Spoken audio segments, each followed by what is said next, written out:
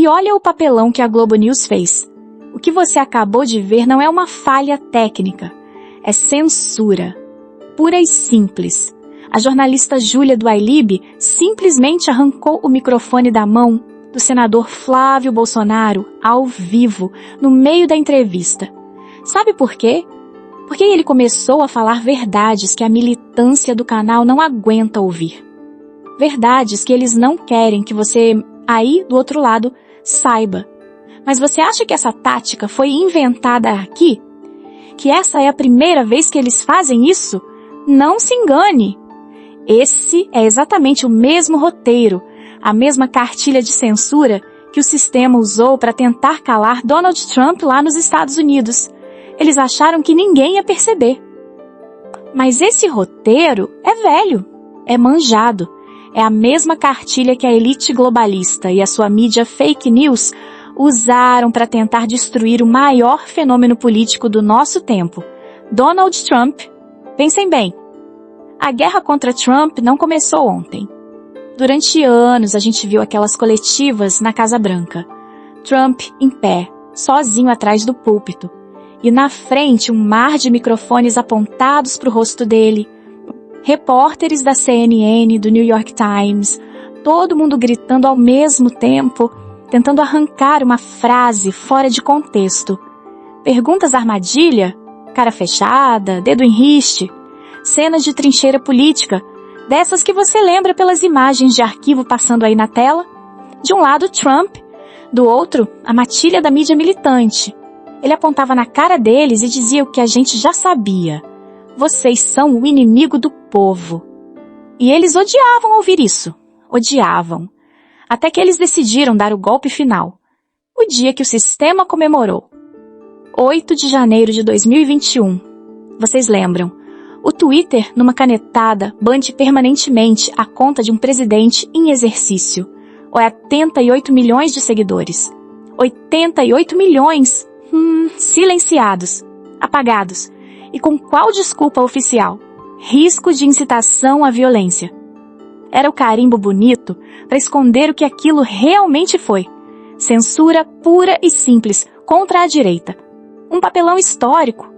Logo depois, Facebook, YouTube, todos seguiram a ordem um atrás do outro. O recado era claro. Acabou, nós vencemos. Calamos a voz do povo. Eles acharam que tinham vencido. Mas aí vem a lição que essa gente nunca aprende. Você não pode calar a verdade. Você não pode apagar um movimento. Trump não baixou a cabeça.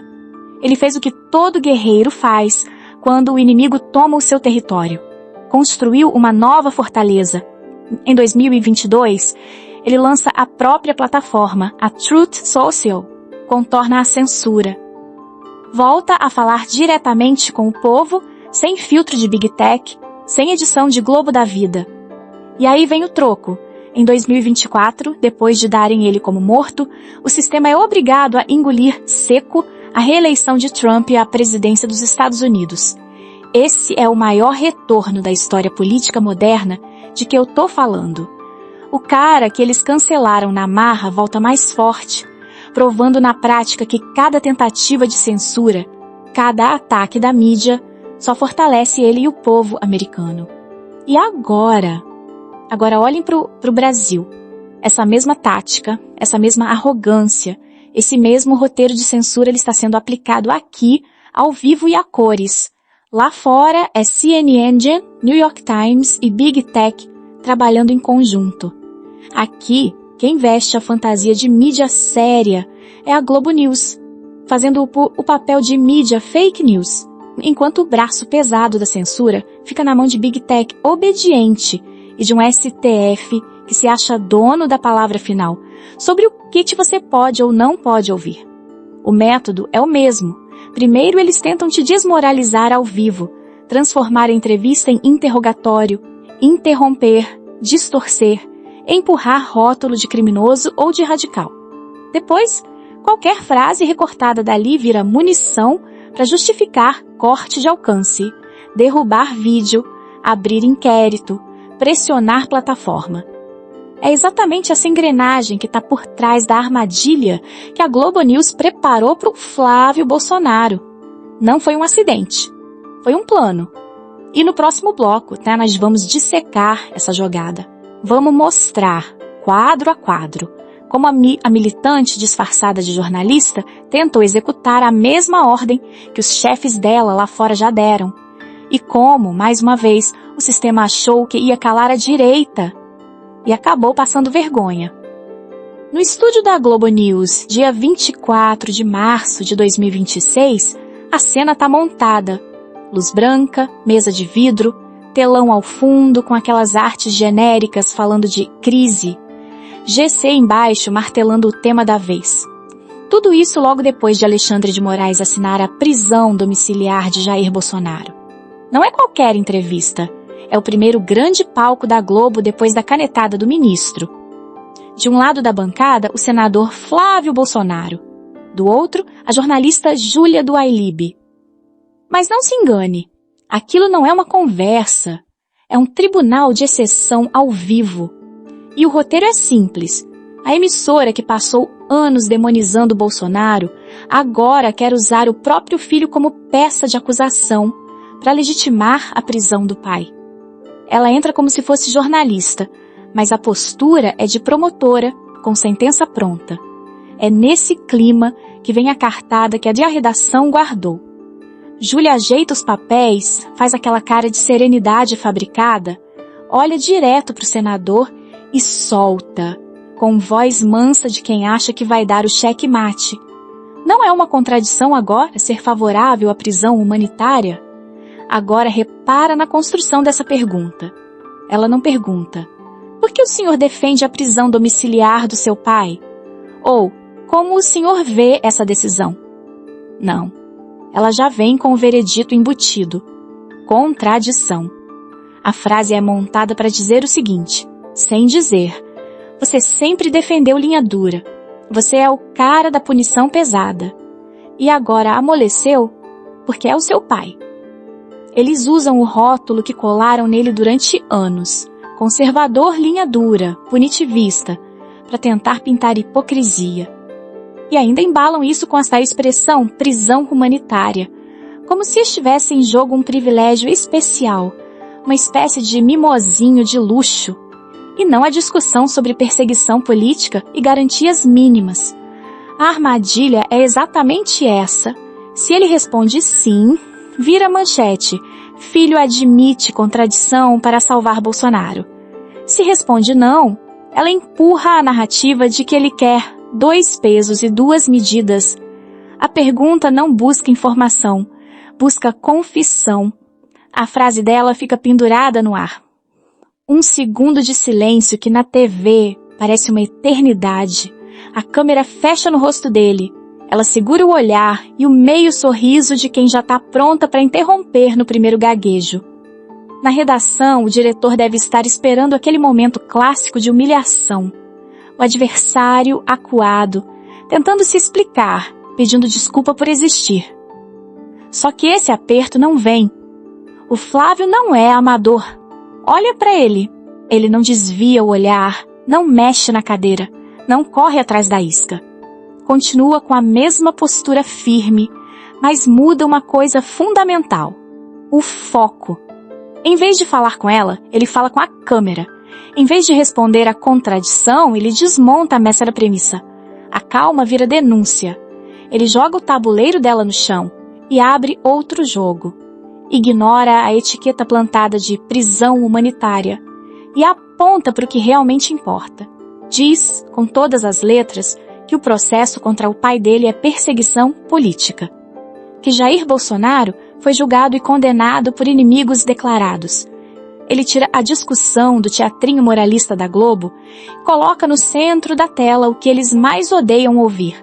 É STF, politizado, sistema usando a justiça como arma contra adversário. Nesse instante, a narrativa vira. Não é mais a jornalista colocando o senador na parede. É o senador colocando o sistema inteiro no banco dos réus. Dá para imaginar a reação. Na bancada, o sorriso dela some meio centímetro, A expressão endurece, a caneta começa a bater no papel. No ponto eletrônico, o editor deve estar chiando, sentindo o controle escorrer pelos dedos. E o cara em casa, sentado no sofá, que já estava preparado para ver mais um massacre da Globo, solta aquele "agora foi", quando percebe que pela primeira vez alguém está usando o microfone deles para falar o que ele mesmo pensa. É exatamente nesse momento, quando o ataque dela falha e o Flávio pega a narrativa pela gola, pronto para começar a abrir as vísceras do sistema, chamando de perseguição, apontando para os inimigos togados, que o desespero bate na redação. A partir dali, cada segundo a mais é um risco. Se ele continuar, desmonta ao vivo a farsa da neutralidade, expõe o jogo sujo em rede nacional. E é aí, justamente aí, que o crime acontece. No ponto cego entre a pergunta venenosa e a resposta que eles não queriam ouvir, alguém lá dentro mete o dedo no botão do pânico. A censura entra em cena, ao vivo, na sua cara. No próximo trecho, a gente vai ver o flagrante, o exato momento em que a Globo corta o que não pode ser dito. Chegou a hora, o momento do crime, o flagrante que eles não queriam que você visse. Presta bem atenção no que aconteceu depois que o Flávio desarmou a armadilha deles. Ele estava ao vivo desmontando a farsa. Não era frase de efeito vazia. Ele explicava que o sistema escolhe quem perseguir, que uns têm processo vazando em plantão da Globo e outros são blindados.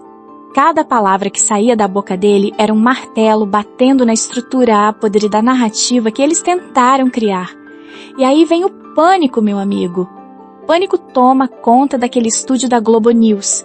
Você percebe na hora. O olhar delas muda, elas dão aquela micro-travadinha, como se estivessem ouvindo o ponto eletrônico pegando fogo. A voz baixa, o sorriso some, o clima despenca. E é justamente nesse clima que o roteiro da censura entra em ação. Olha só, a jornalista Malu Gaspar, a outra que estava lá, se ajeita na cadeira, puxa o ar, inclina o corpo para frente. Ela está claramente se preparando para fazer a próxima pergunta. Chega a começar o raciocínio, abre a boca para falar. Mas ela não contava com o desespero da colega de bancada. Do nada, antes mesmo da pergunta sair inteira, a Júlia do iLib entra atropelando. Comete o ato em flagrante. Ela não só interrompe o senador, ela passa por cima da própria colega de trabalho de forma grosseira, na frente de todo mundo. Olha isso com calma. Eu vou te mostrar a prova irrefutável. Bota na tela. Olha o corte. Um corte seco, grosseiro, sem aviso, sem encerramento decente de entrevista.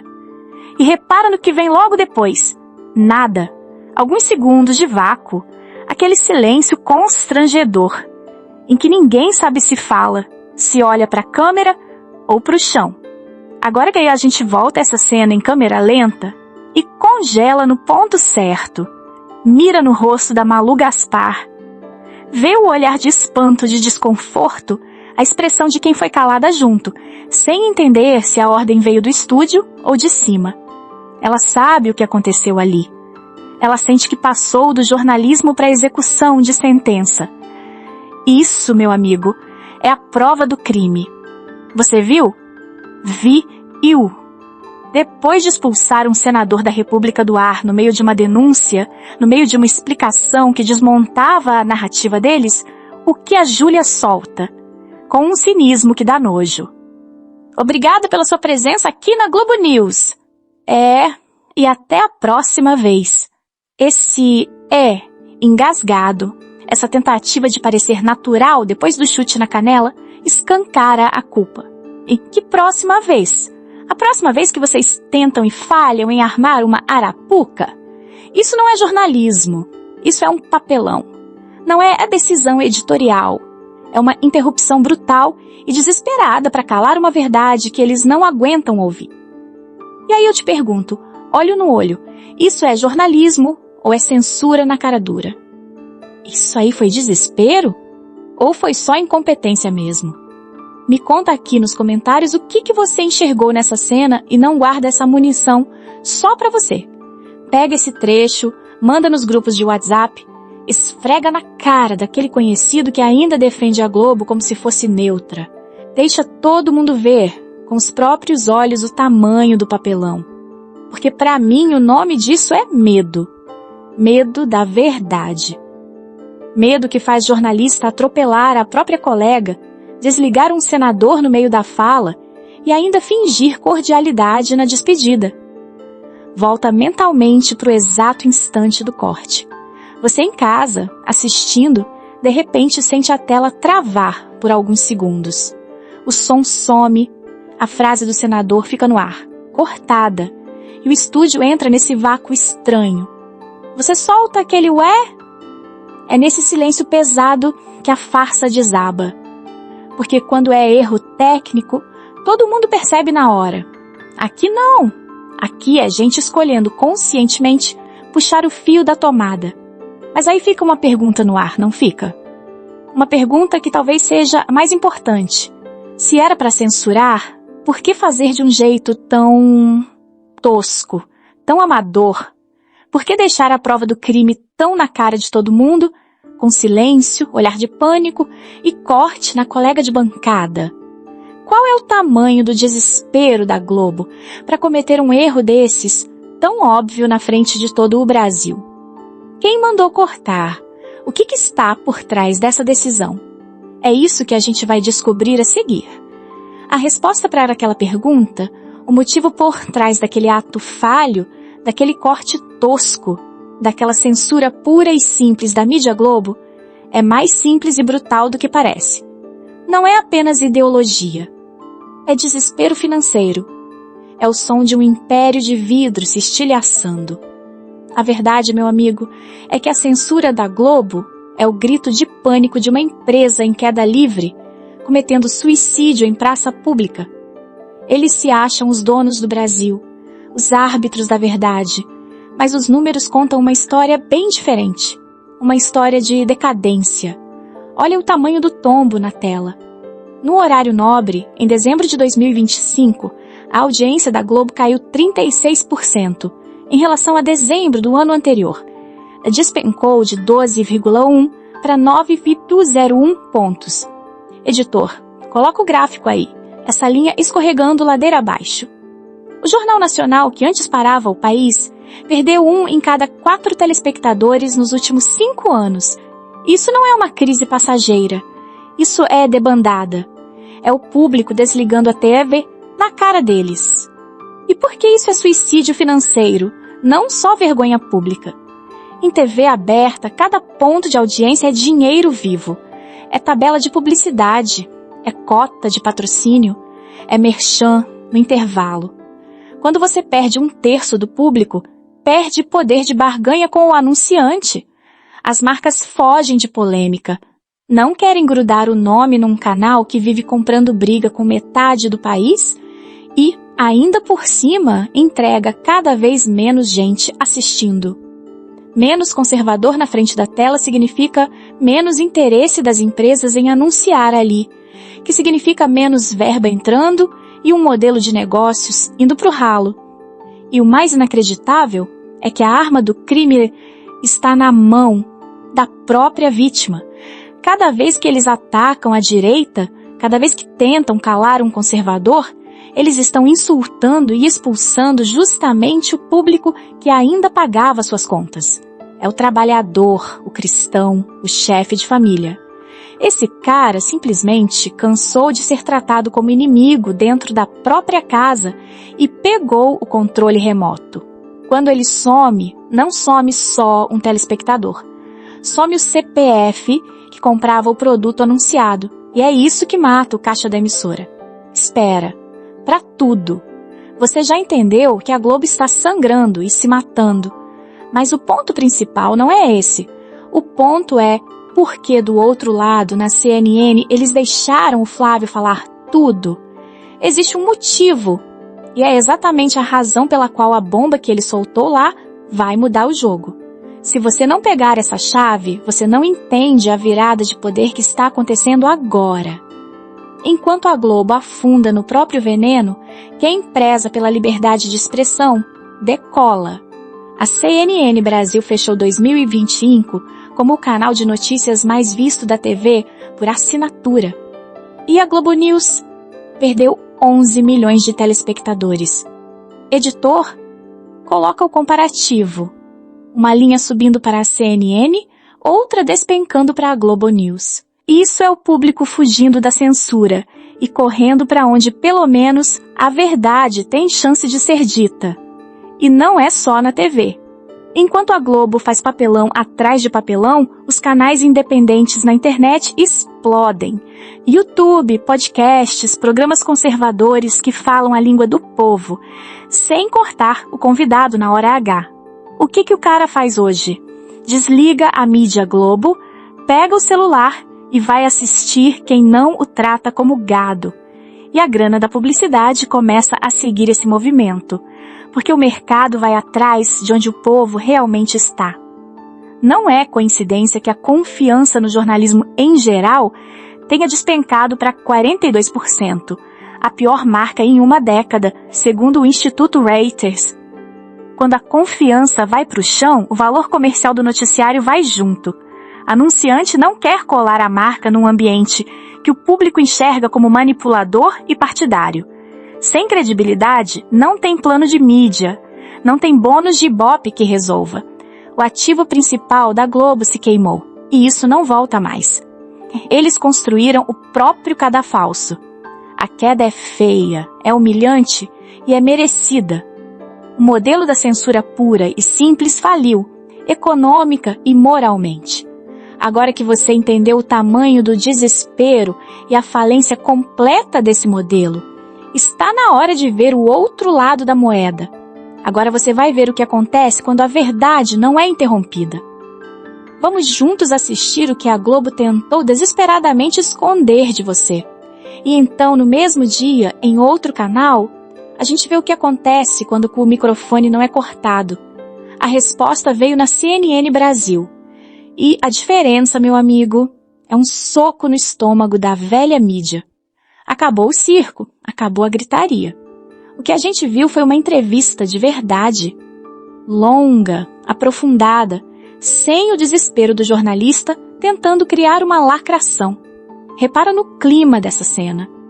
Nada de mesa cheia, ninguém gritando por cima, nenhum apresentador fazendo careta para a câmera.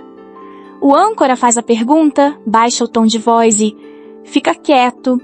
A tela limpa sem 5 janelinhas ao mesmo tempo. A câmera em cima do Flávio, parada, deixando o cara terminar o raciocínio. Você escuta começo, meio e fim da resposta. Sem corte brusco, sem vinheta atropelando. É clipe longo, microfone aberto, do jeito que a Globo tem pavor. Olha esse trecho com calma.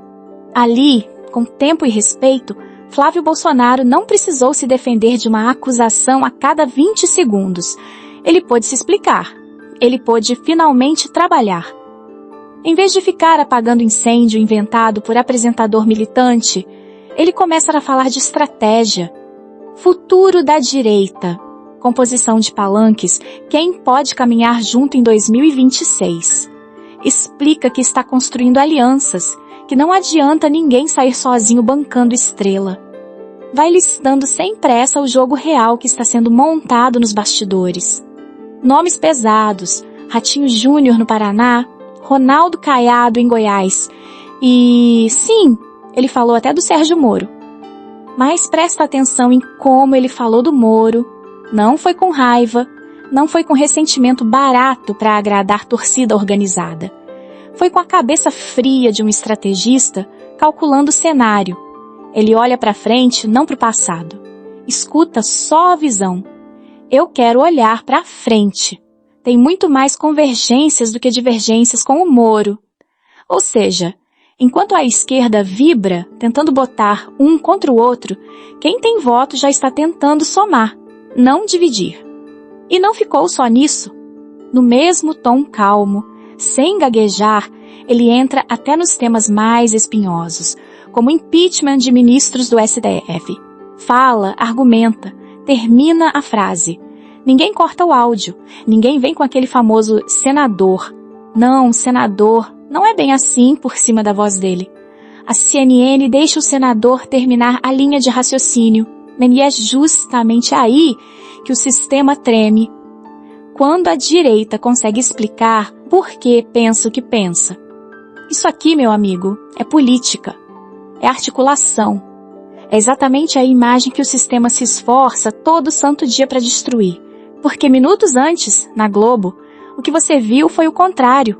Apresentador interrompendo, microfone cortado no meio da resposta, clima de julgamento, dedo em riste, trilha de tensão. Agora na CNN é o mesmo senador, no mesmo dia, falando inteiro, sem grito, sem humilhação ao vivo. Eles querem te vender a imagem de uma direita raivosa, isolada, que só sabe brigar. Mas o que a gente viu na CNN foi um político competente, sereno, construindo pontes. E desse lado da trincheira dá um alívio ver isso. Finalmente dá para ouvir um cara da direita falar até o fim, sem corte, sem sermão, sem jornalista tentando lacrar em cima. Um homem que falou livremente até sobre os temas mais espinhosos, como o impeachment de ministros do STF, sem gaguejar. Porque ali ele se estava exercendo um direito que a Globo tentou roubar dele, a liberdade de expressão. Mas você acha que foi só isso? Você acha que a grande articulação, as conversas com Moro, Caiado, Ratinho Júnior, era a grande notícia? Era o que a Globo estava com tanto medo que você soubesse? Não. Isso foi só o aquecimento. Foi o aperitivo, tudo que ele falou ali, toda essa demonstração de força política, era só a preparação do terreno para o que viria a seguir. Porque o que ele revelou no final daquela conversa, aquilo não é uma notícia, aquilo é uma bomba política. A bomba que define o jogo para 2026 e que a gente vai ver juntos, agora. E a bomba veio. A bomba que define o jogo de 2026. Mas você sabe, ela não veio com um estrondo, com gritaria. Pelo contrário, ela veio no finalzinho da entrevista na CNN, de forma calma, cirúrgica, quase como um sussurro que derruba um império. Foi ali que a gente entendeu o verdadeiro pânico, o real motivo do desespero da Globo. Depois de falar de alianças, de pacificação, de futuro, um jornalista, talvez sem nem imaginar, o vespeiro que estava cutucando, faz a pergunta de ouro. A pergunta que todo mundo queria fazer. Senador, mas e se o seu pai, o presidente Jair Bolsonaro, recuperar os direitos políticos?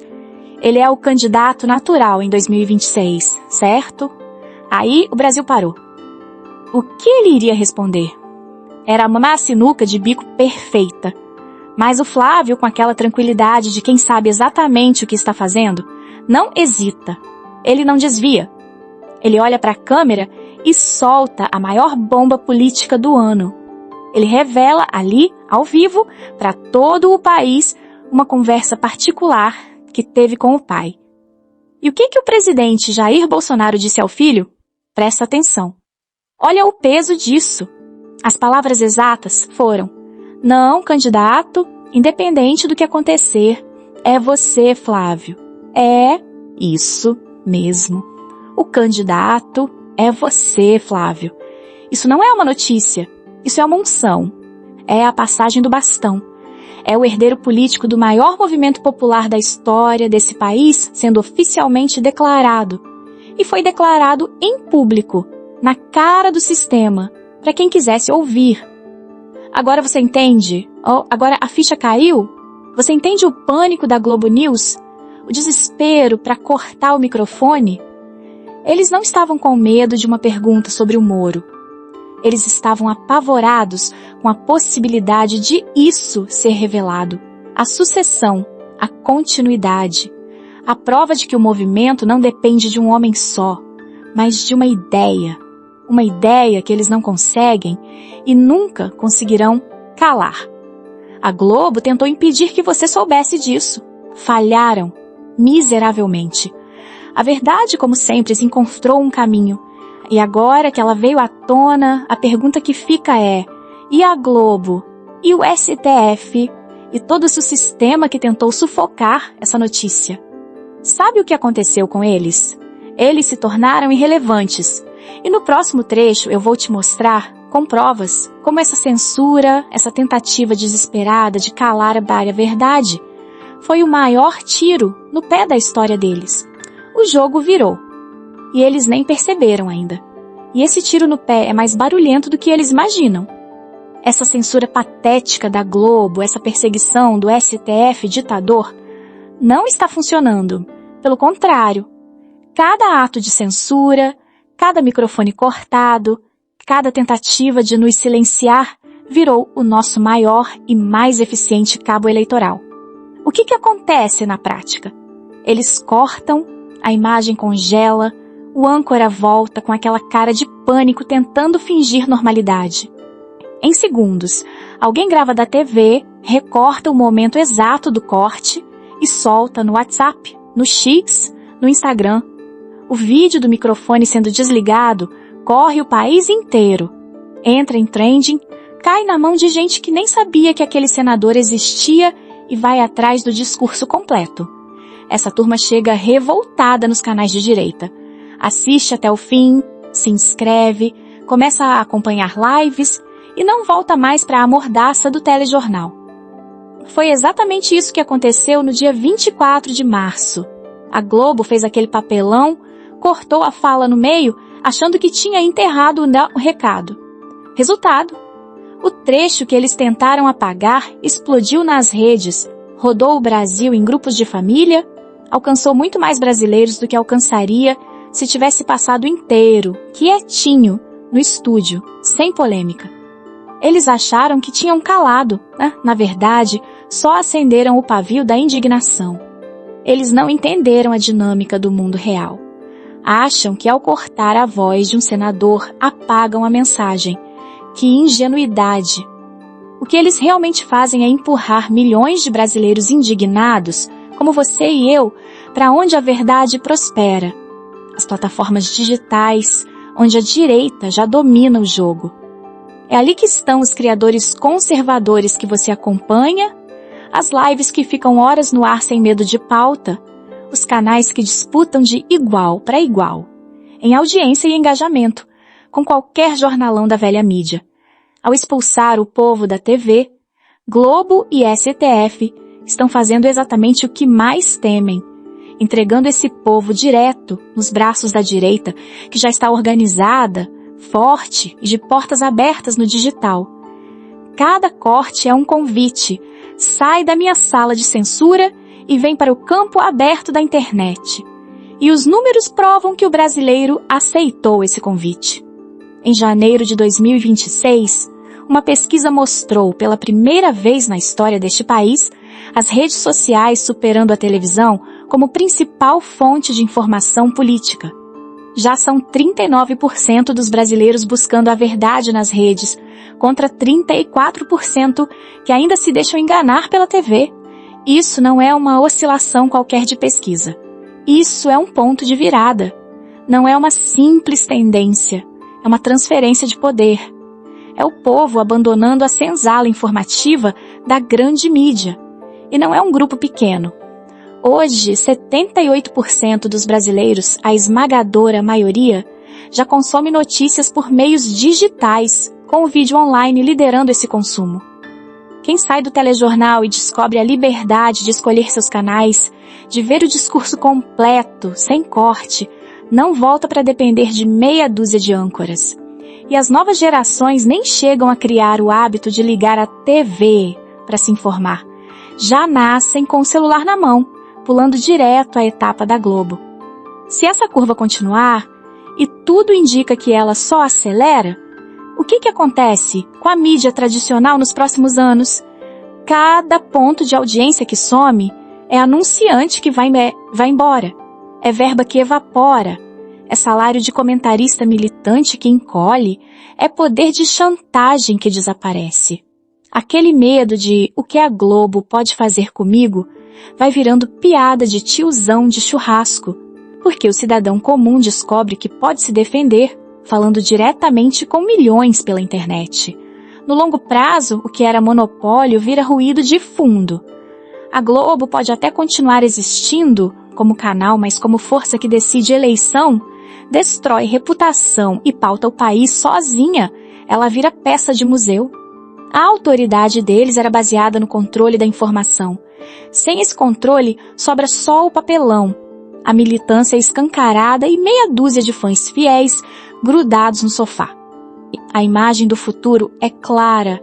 De um lado, uma sala de estar vazia, sofá sem ninguém, uma TV ligada no Jornal Nacional falando sozinha, com o som alto ecoando num cômodo deserto.